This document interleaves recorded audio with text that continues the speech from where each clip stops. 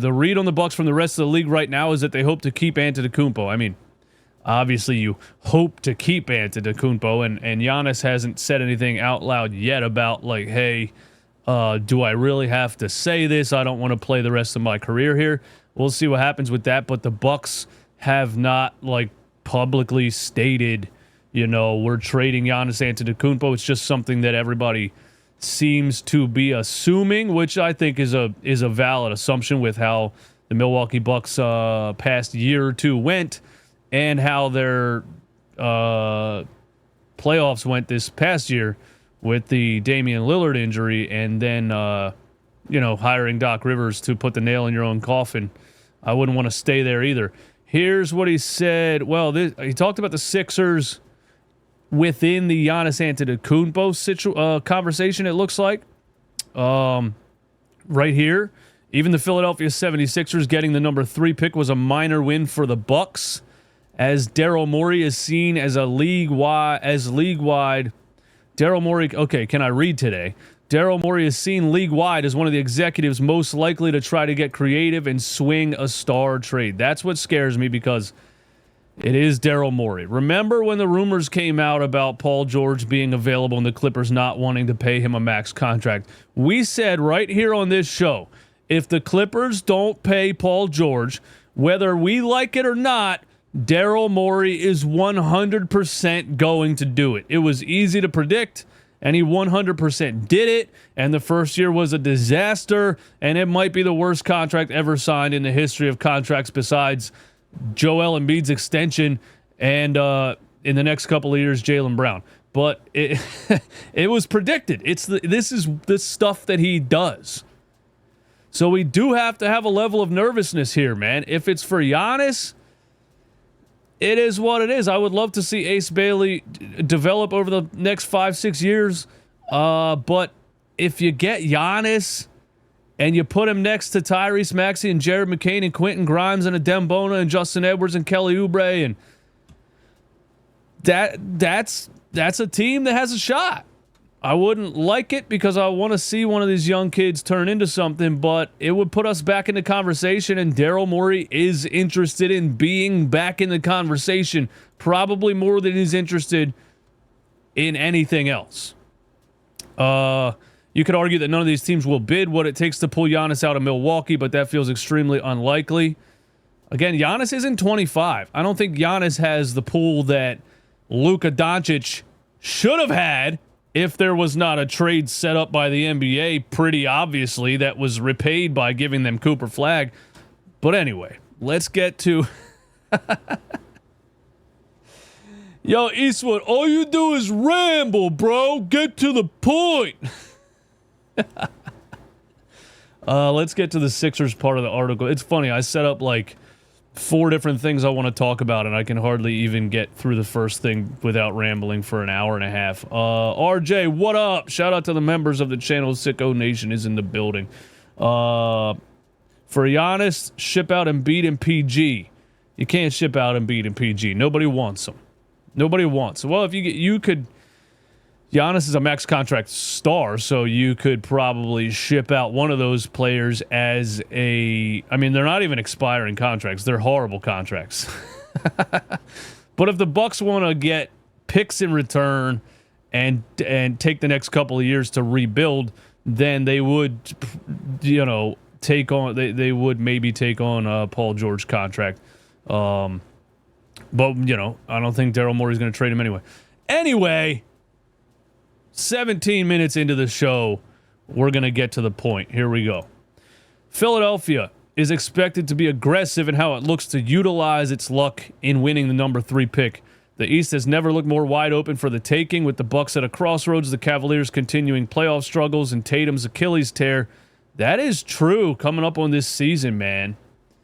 There's not, the Boston Celtics and the Cleveland Cavaliers were the juggernauts. The Boston Celtics shot themselves out of a series by being arrogant. The Cleveland Cavaliers kind of did the same thing, taking game 2 off. Garland has a toe sprain. We're going to sit a couple guys out for game 2. Don't worry, we're fine. We'll get them all back, and we'll win the next 4 games in a row. And the Indiana Pacers said, every game matters. The fact that Cleveland dominated the whole regular season and fell like that in the playoffs is unbelievable. But anyway, yeah, there's no real juggernaut in the East. So that's another... That could be another driving force for Daryl Morey to want to make a move to win now, because he doesn't see that much competition. You know, what do we need to be a contender to save my reputation? We don't need to be the Boston Celtics anymore. They lost.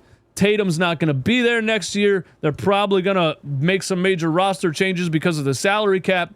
We don't need to build a juggernaut anymore to be in contention. So he could be looking at, I just need to get this to put me there.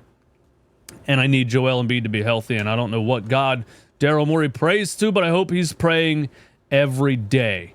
If Joel can use this summer to get his knee right, the Sixers could easily find themselves right back in the hunt in the East if things break right. It's expected that the Sixers will listen. See, this is just like, it's expected. What does that mean? But I think he's right. I think they will listen to offers. Even though Daryl Morey said on a podcast, we are going to take the pick, or he said, we're planning on using the pick to draft that player. That's what he said on multiple podcasts now and on a radio interview. But that doesn't mean he's not going to listen to offers. And that doesn't mean he's not going to pull the trigger, because he is Daryl Morey. So it is expected that the Sixers will listen to offers for number 3. I think I agree with that. But it's unclear who they would take if it stays. I don't think it's unclear. I think it's pretty clearly Ace Bailey. I know people every day now are going to try to make an argument for VJ Edgecombe or Trey Johnson. I think it's pretty clearly Ace Bailey. I think the 3 players at the top of the draft have the highest upside out of the draft. And if you have a chance to get one of those 3 players, if there's no win now move and you have a chance to get one of those 3 players, you take one of those 3 players. Rutgers Bailey has been seen as the biggest upside swing, and he fills a theoretical position of need for Philly as a big wing, but he is also viewed as more of a project by scouts and executives. And this is a Sixers front office that likely needs to win next year to keep its job. He should have put in this article, Hoops Reference on Twitter thinks he sucks. And Hoops Reference is a credible source, and all NBA scouts should listen to Hoops Reference about Ace Bailey, because he makes 10-minute scripted YouTube videos and he knows everything there is to know. I've also gotten a wider sense of appreciation from NBA front offices for Edgecombe than Bailey. That's interesting that he said that. I've gotten a wider sense of appreciation from NBA front offices for Edgecombe over Bailey. I don't really know what that means. A wider sense of appreciation. I don't really know what that means. This Sixers front office likely needs to win next year to keep its job. See, that's the part, bro. That's the part, man. That's the part that scares me. Is this Sixers front office. If they cleaned house at the end of last season, we would definitely know they would be drafting at number 3. If they cleaned house, if they fired Daryl Morey, if they fired Nick Nurse, don't even forget, Daryl Morey's the kind of guy that wants to win now. He's never tanked. He's never been in a rebuild. Nick Nurse is not a development coach. Won't play to young guys because he has this win now mentality as I won a championship in Toronto in 2019. I'm the smartest guy in the room. I need veterans. He's the white Doc Rivers. So you have a GM and a coach who are not in a position to rebuild or develop. If they would have cleaned house, I would feel much more safe about the fact that I think they're going to take a player at number 3 and not trade the pick away. But when you look at, Sixers front office likely needs to win next year to keep their jobs. Morey and company also typically care about how players perform in pre-draft analytic models. Morey and company also typically care about how players perform in pre-draft analytic models. I wonder if Morey's asking his AI assistants about Ace Bailey. Ace Bailey's performance in those is not particularly strong because of his inefficiency, unwillingness to pass, and starkly negative assist to turnover rate. See, I don't care about any of that. Me personally, I don't care about that. I don't think Daryl Morey cares about that anyway. You don't look at an 18-year-old player and be like, this is what the people are doing. This is what the shot analytics nerds are doing on Twitter. They're pulling out like Ace Bailey's shot tendency inside 17 feet with only 16 seconds on the clock and an open man on each corner is 47%. It's crazy, bro. What are we talking about? I think you take the player for his size, his ability, and what you think he can become. You don't really look at what he did at Rutgers at 18 years old at all. Why would that matter? You know what I'm saying? What the hell did Kawhi Leonard do at Fresno State? Somebody tell me. Huh? Somebody tell me what Kawhi Leonard did at Fresno State. Nobody knows. What was Kawhi Leonard's 2-point shot tendency at Fresno State? You see what I'm saying? That leads into how the next group of prospects fits on this roster. Edgecombe is the smallest player who I have rated in my top 15. Does he work for a team that has Tyrese Maxey and Jared McCain in addition to Quentin Grimes? No, because he's a project. Whatever the Sixers roster would look like 5 years from now, you would say, does VJ Edgecombe fit into that? VJ Edgecombe is a crazy athlete.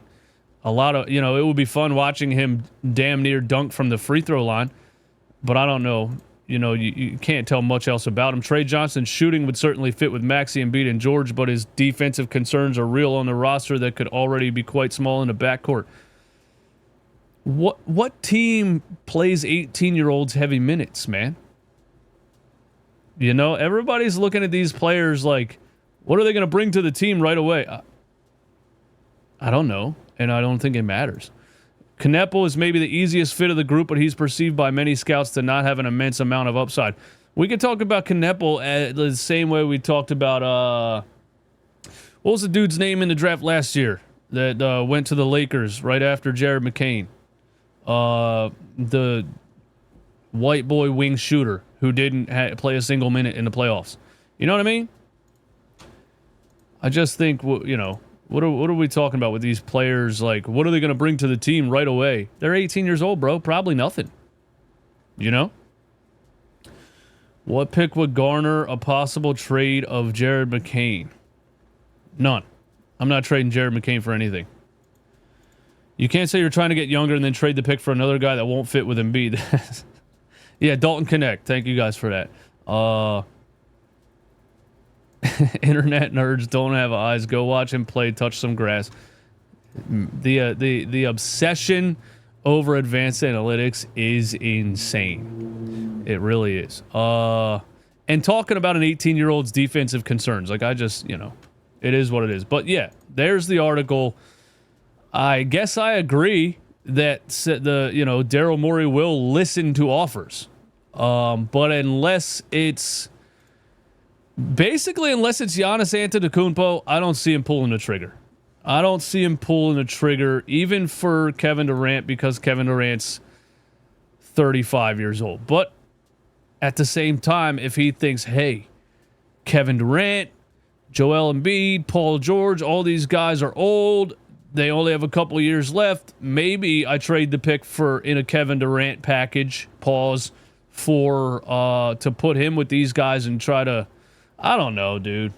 Well, you would have to trade PG for Kevin Durant anyway, wouldn't you? You would have to trade Paul George in that trade anyway. I don't know. I just don't. I would love to. You know what I mean? Like, I don't know what to say. I don't see a trade like that happening, but it's Daryl Morey.